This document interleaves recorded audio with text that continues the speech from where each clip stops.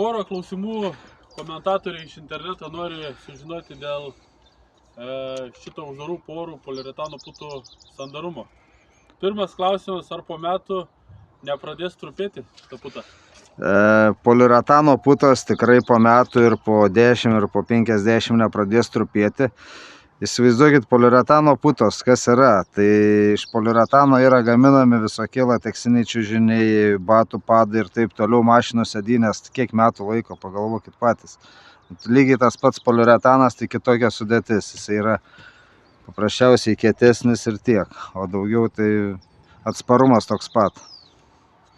Matau, sekantis, drėgmė tipo pritraukia? Ne, uždarų porų poliuretanas drėgmės nepritraukia. Atvirų porų poliuretanas drėgmės turi įgeriamumo, uždarų porų poliuretanas neturi vandens įgeriamumo netgi, o apie drėgmę nėra net ką kalbėti. O nesikaupia ant viršaus tiesiog drėgmė? Ant paviršiaus? Apdailą uždedi? Ne, nesikaups. Ta prasme dabar, jeigu ryte rasa užsidėtų, ta prasme tai faktas, kad gali būti. Bet ant polistirolo lygiai tas pats daras. O toliau po sezono ar dviejų atsiras tarpai tarp medienos ir putos? Jeigu puta tvarkingai pagal technologijas viskas užpūsta, atitinka tankį, jokių tarpų neatsiras. Kada puta yra mažo tankio, jinai neturi stabilumo. Gali nuo saulės, nuo drėgmės, nuo visokių atmosferos, žodžiu, čia to nerašyk, ištrinsi. Taigi, tik rašysi. Susivėliau. Tai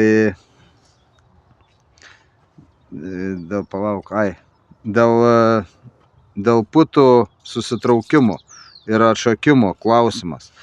Jeigu viskas pagal technologiją padaryta, laikytasi oro sąlygų, tai yra temperatūros, mediena nebuvo drėgna, kas labai įtakoja, nes medis ne kiek puta traukiasi, pats medis gali pasitraukti, medis iki 10%, jeigu žalia mediena iki 10% gali susitraukti, jau automatiškai gali tarpas atsirasti.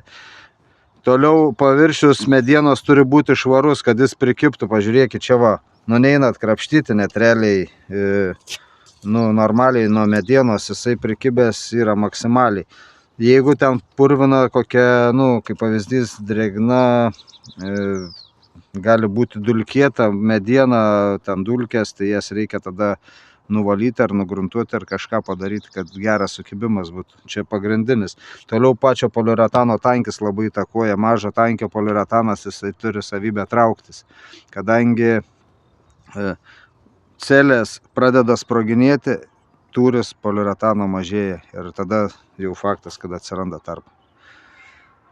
Ačiū tau. Puikiai, Laurai. Termovizija. Dirba visoje Lietuvoje.